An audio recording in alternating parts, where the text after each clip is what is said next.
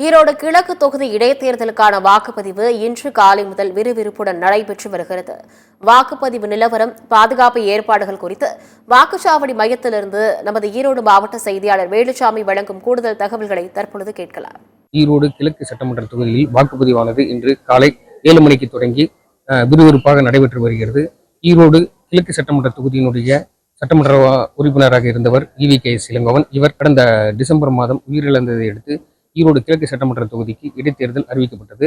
பிப்ரவரி 5ஆம் தேதி இடைத்தேர்தல் நடைபெறும் என்றும், அதனைத் தொடர்ந்து பிப்ரவரி 8ஆம் தேதி தேர்தல் வாக்குப்பதிவு நடைபெறும் என்றும் அறிவிக்கப்பட்டிருந்தது.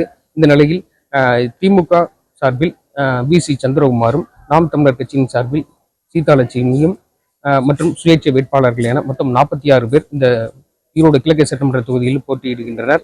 இவர்கள் கடந்த 15 நாட்களுக்கு மேலாக தீவிர பிரச்சாரம் மேற்கொண்டு வந்த நிலையில் கடந்த 2 நாட்களுக்கு முன்பு பிரச்சாரமானது ஓய்ந்தது. இதனையடுத்து இன்று காலை வாக்குப்பதிவு நடைபெற்று வருகிறது. 257 வாக்குச்சாவடி மையங்களில் இந்த வாக்குப்பதிவானது காலை 7 மணிக்கு தொடங்கி நடைபெற்று வருகிறது.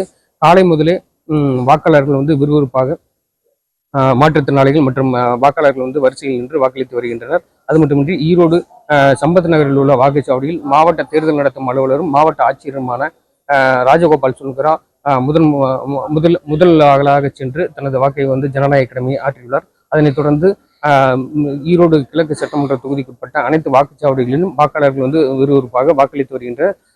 தற்போது ஈரோடு CSI பெண்கள் மேல்நிலைப் பள்ளியில் மொடக்குறிச்சி சட்டமன்ற உறுப்பினர் பாஜகவை சேர்ந்த சரஸ்வதி தனது வாக்கை செலுத்தி ஜனநாயக கடமையை ஆற்றியுள்ளார். அதனைத் தொடர்ந்து தற்போது அனைத்து வாக்குச்சாவடிகளிலும் வாக்குப்பதிவானது நடைபெற்று வருகிறது.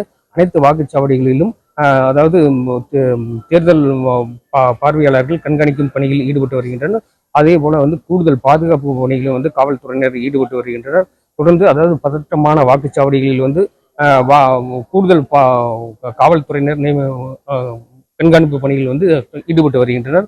தற்போது ஈரோடு CSI பெண்கள் மேல்நிலைப் பள்ளியில் பெண்கள் மற்றும் ஆண்கள் வாக்காளர்கள் நீண்ட வரிசையில் நின்று வாக்களித்து வருகிறது என்பது குறிப்பிடத்தக்கது. சத்தியம் செய்திகளுக்காக ஈரோட்டில் இருந்து வேலுச்சாமி.